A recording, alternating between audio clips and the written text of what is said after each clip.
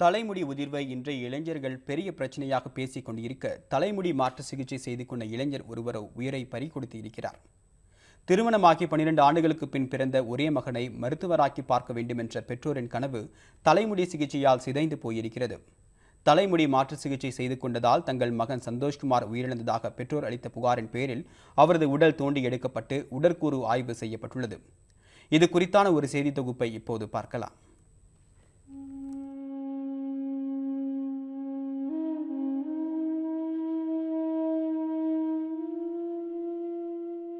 Trichy Venice தெருவை சேர்ந்தவர் Pandiraj Josephine தம்பதிகளின் ஒரே மகன் சந்தோஷ்குமார். சென்னை மருத்துவக் கல்லூரியில் பயிற்சி மருத்துவராக பணியாற்றி வந்தார்.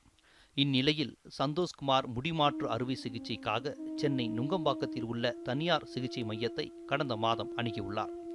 கடந்த 15ஆம் தேதி சந்தோஷ்குமாருக்கு முடிமாற்று அறுவை சிகிச்சை செய்யப்பட்டது.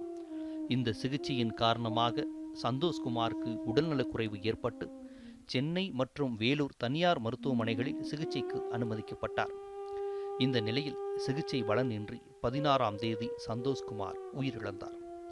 அவரது உடல் திருச்சி சங்கரன்பிள்ளை சாலையில் உள்ள கல்லறை தோட்டத்தில் 17ஆம் தேதி அடக்கம் செய்யப்பட்டது.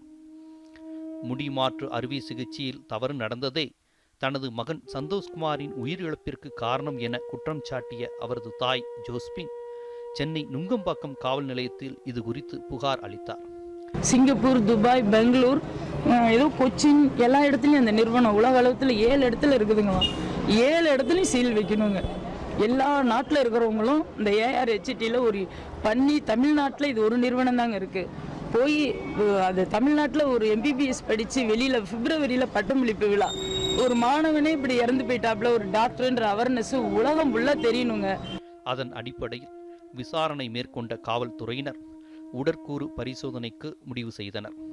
அதன்படி திருச்சியில் அடக்கம் செய்யப்பட்டிருந்த சந்தோஷ்குமாரின் உடல் தோண்டி எடுக்கப்பட்டு உடற்கூறு பரிசோதனை செய்யப்பட்டது.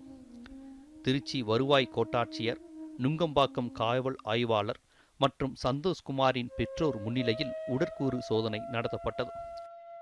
ஆனா சும்மா விடக்கூடாதுப்பா. என் பிள்ளைக்கு நேர்ந்த நிலைமை 7ஆம் கிளாஸ்ல இருந்து டிவி பார்க்காம படிச்ச பிள்ளைப்பா.